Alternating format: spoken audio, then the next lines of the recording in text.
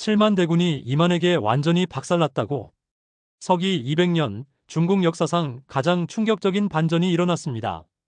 하북의 절대 강자 원소, 4대째 최고 권력을 누린 명문가 출신, 7만 정예군의 무진장한 물자, 허창의 조조, 환관 집안 출신의 고작 2만 병력, 사방이 적으로 둘러싸인 절체절명의 상황. 상식적으로 생각해보세요. 누가 이길까요? 그런데 결과는 원소가 처참하게 패배했습니다. 어떻게 이런 일이 가능했을까요? 지금부터 그 믿기 어려운 진실을 파헤쳐 보겠습니다. 서기 200년, 후한 왕조는 이미 허울뿐인 존재였습니다. 황건적의 난 이후 각지의 군벌들이 할거하며 천하는 혼란에 빠져 있었습니다. 이 혼란 속에서 두 거대한 세력이 대립하고 있었습니다. 하북의 패자, 원소. 4대에 걸쳐 삼공을 배출한 명문 원씨 가문의 적통. 기주, 청주, 유주, 병주 4개 주를 장악한 최강 세력이었습니다. 풍부한 곡창지대, 70만 호의 인구, 그리고 7만의 정예군. 무엇보다 저수, 전풍 같은 뛰어난 모사들이 그를 보좌하고 있었죠. 허창의 주인, 조조. 환관의 양손자라는 출신의 한계를 극복하고 올라온 신흥 세력.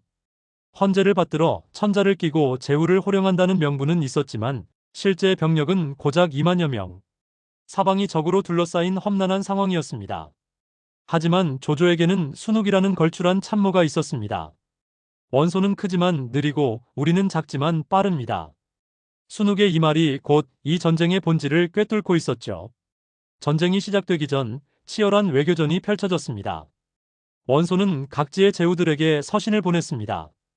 조조는 환관의 후예로 한시를 농락하는 간신이다. 형식적이나마 한 황실의 후예들이 많았던 당시 이는 강력한 명분이었습니다. 하지만 조조도 가만히 있지 않았습니다. 남쪽의 유표에게는 중립을 당부하는 편지를, 동쪽의 손책에게는 원소를 견제해달라는 밀서를 보냈습니다. 결과적으로 원소는 고립되었습니다. 아무도 그를 적극적으로 돕지 않았고 조조는 최소한 후방의 안정을 확보했죠. 서기 200년 2월 원소가 마침내 대군을 이끌고 남하했습니다. 목표는 허창, 조조의 본거지였습니다. 조조는 관도라는 요충지에서 방어선을 구축했습니다. 관도는 허창 북쪽 백리 지점의 전략적 요충지. 여기서 막지 못하면 허창이 위험했죠. 전쟁 초반 원소는 자신만만했습니다. 그는 뛰어난 장수 알량을 선봉으로 내세웠습니다. 저 조조놈이 감히 나와 맞설 수 있을까? 그런데 조조 진영에는 특별한 무장이 하나 있었습니다. 바로 관우. 당시 그는 유비와 떨어져 조조 곁에 머물고 있었습니다. 관우는 청룡 언월도를 번개처럼 휘둘러 알량의 목을 베어버렸습니다. 이어 조조의 장수 서왕이 문추마저 베어 죽였습니다. 연이은 명장들의 죽음에 원소군의 사기는 크게 꺾였습니다. 어떻게 우리의 간판 장수들이.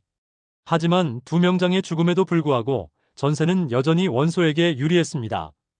병력 차이가 너무 컸기 때문이죠. 원소는 지구전으로 전술을 바꿨습니다.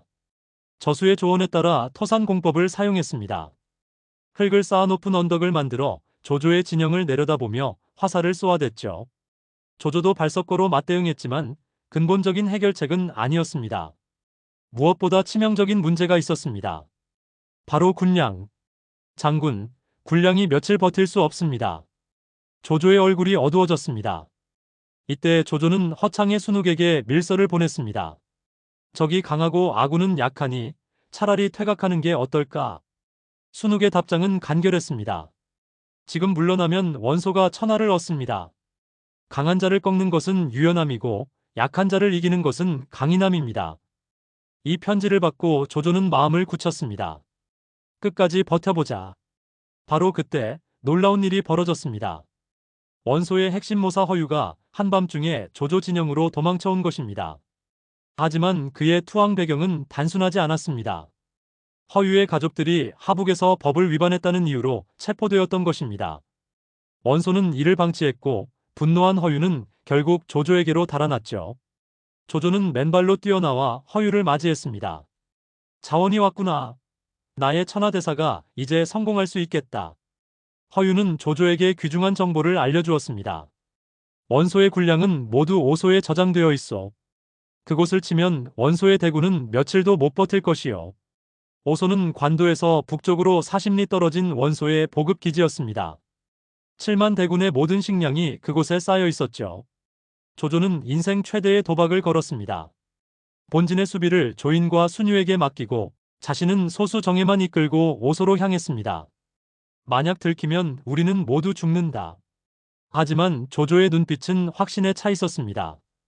깊은 밤, 조조의 기습부대는 조용히 움직였습니다. 원소군은 조조가 감히 본진을 비우고 나올 것이라고는 꿈에도 생각하지 못했죠. 새벽 3시, 하늘을 찌르는 화염이 치솟았습니다. 오소가 불타오르기 시작한 것입니다. 불이야! 창고에 불이 났어!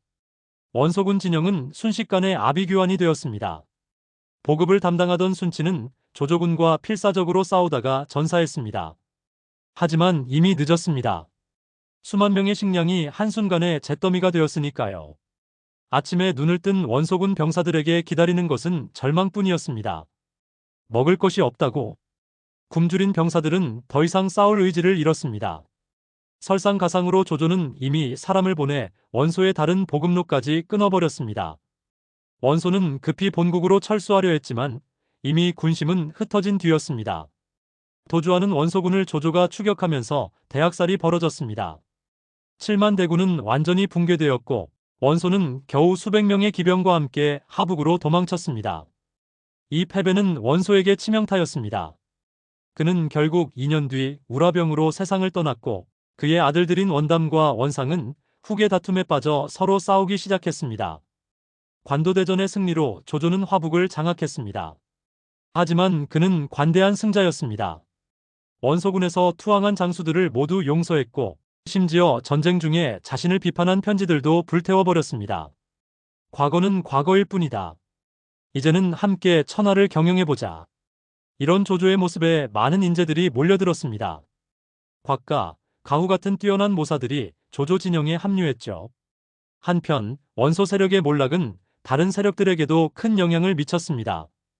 유비는 형주의 유표에게 의탁했고 손권은 강동에서 세력을 더욱 굳건히 다졌습니다. 천하 3분의 구도가 서서히 만들어지기 시작한 것입니다. 관도대전은 단순한 전투가 아니었습니다. 이 전쟁은 후한 말의 혼란을 정리하고 새로운 시대를 연 분수령이었죠. 첫째, 지략의 승리였습니다. 조조는 정면 승부를 피하고 적의 약점을 정확히 찔렀습니다. 허유라는 변수를 놓치지 않았고 오소 기습이라는 결정타를 날렸죠. 둘째, 리더십의 차이였습니다. 원소는 우유부단하고 신하들의 조언을 무시했습니다. 반면 조조는 결정적 순간에 모든 것을 걸고 도박했습니다. 셋째, 인재 경영의 중요성이었습니다. 조조에게는 순욱, 곽가 같은 충신이 있었지만 원소는 저수, 전풍 같은 충신들의 말을 듣지 않았습니다. 가장 중요한 것은 이 전쟁이 보여준 교훈입니다. 많다고 이기는 것이 아니라 제대로 이끄는 자가 승리한다.